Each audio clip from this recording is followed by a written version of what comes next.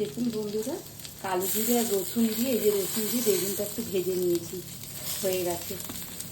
বেগুনটা ভাজা হয়ে গেছে। এবার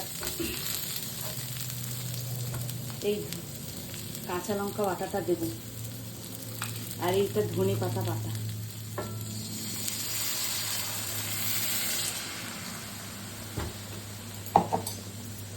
আর উপর থেকে একটু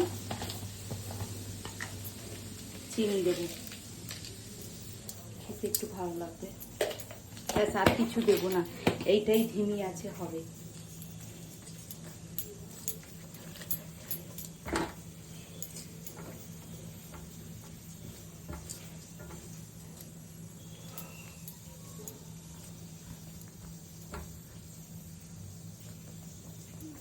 একদম মাখাম, শুকনো শুকনো হয়ে যাবে।